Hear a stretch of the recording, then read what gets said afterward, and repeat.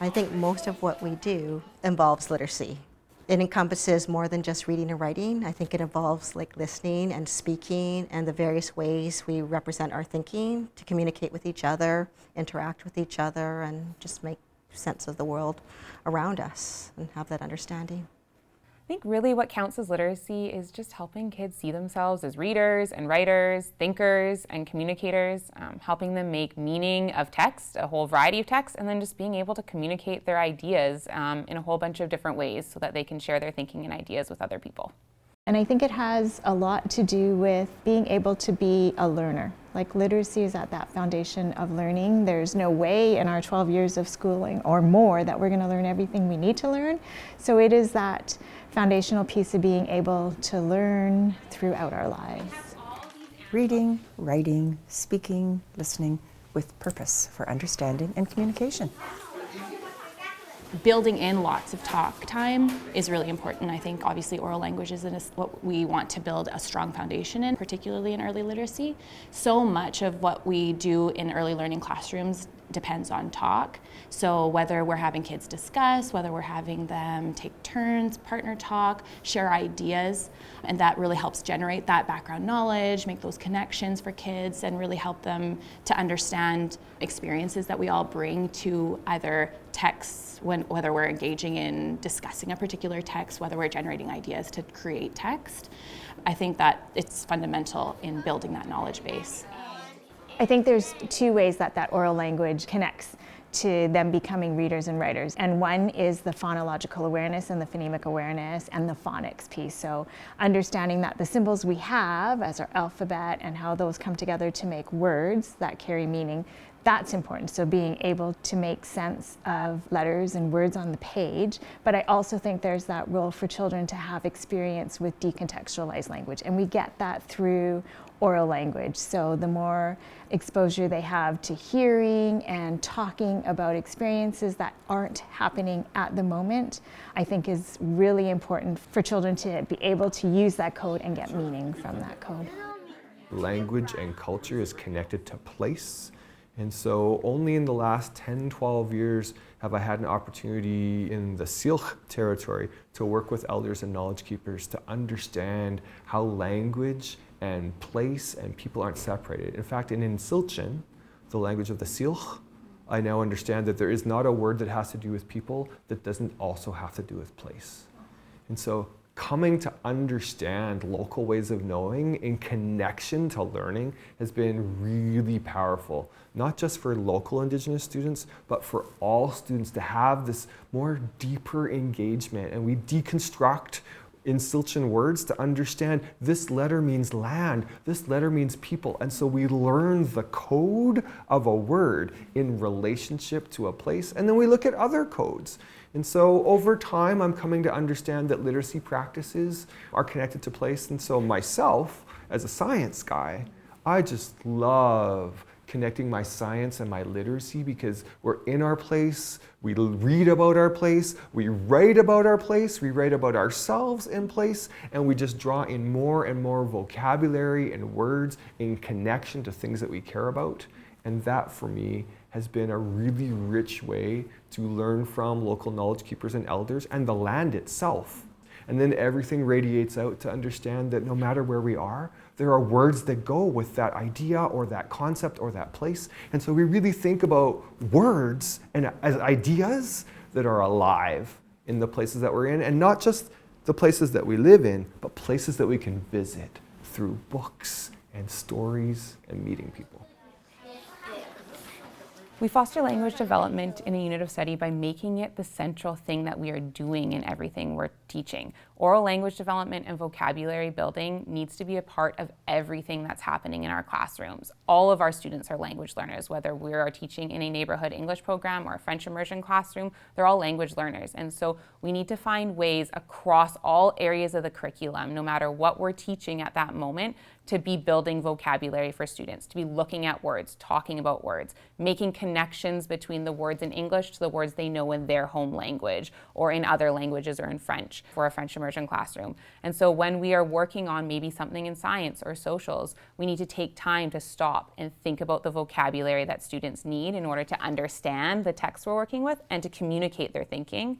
If we're reading a picture book, we need to maybe stop before we read that picture book and think and pull out what are some of the vocabulary that students are going to need to know and understand in order to help them truly make meaning and understand the text that we're about to read together. So it needs to be a part of everything all the time across all areas of the curriculum in our classrooms.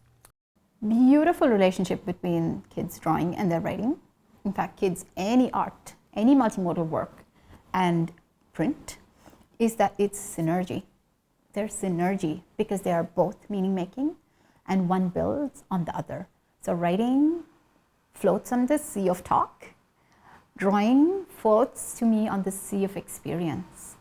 And when they come together, children are within this literacies practice, what they're doing is making meaning with both of those together. And so when I'm maybe an emergent bilingual, or when I'm having these emotions that I'm needing to work through, but not yet ready to put them in printed text, often drawing offers this beautiful space to make meaning, to represent complex ideas, to suggest possibilities that might even not be possible at this point with print.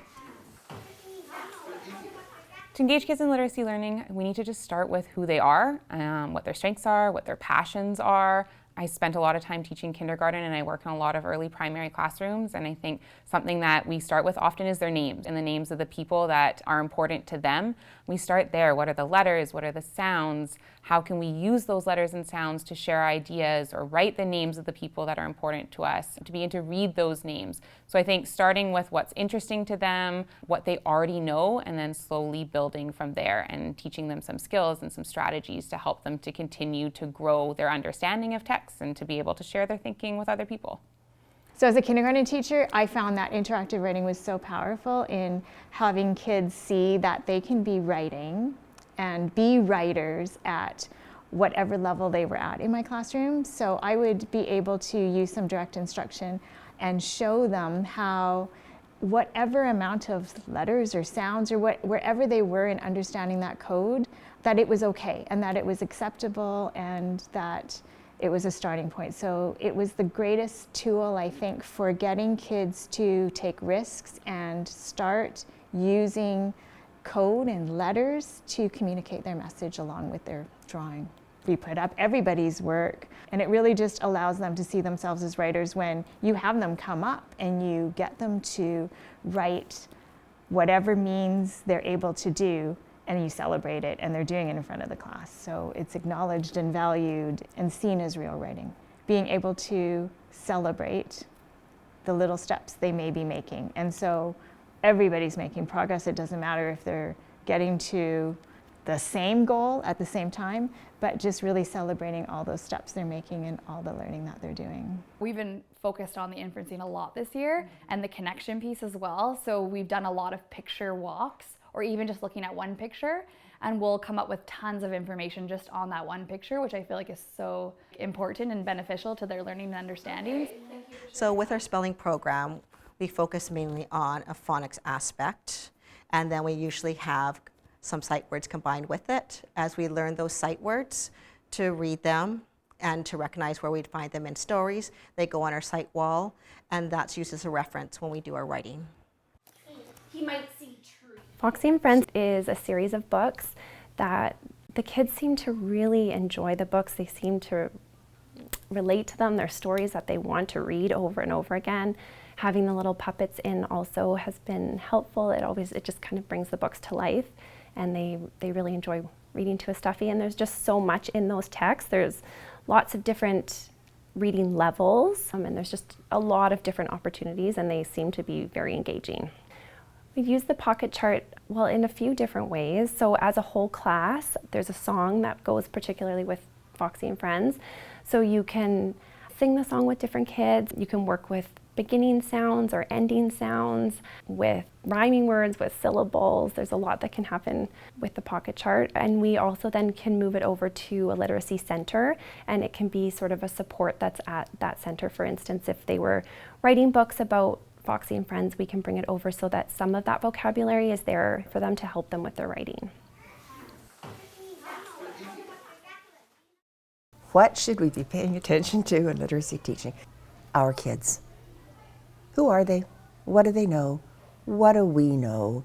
What makes it fun and engaging? Kids need eyes on text. They need to be talking to each other about what they're reading, what they care about, words they're finding, how they know that. They need to be writing. They need to be reading and writing every single day in real reading and writing experiences. And that's what we pay attention to. And do we need to do some focus on skills, phonics and phonemic awareness? Absolutely. And so we really need to be careful to be thinking about the decisions we're making as professionals in our classrooms. Is what I'm doing getting me what I want for the kids that I have? And how do I know? Are they having fun? Are they turning into readers who not only can read, but will read? Do they find the joy in books? Can they search for information? Do they have things they want to say? Do they want to leave messages for one another? Do they want to construct stories and poems and songs and dances? That's what we focus on.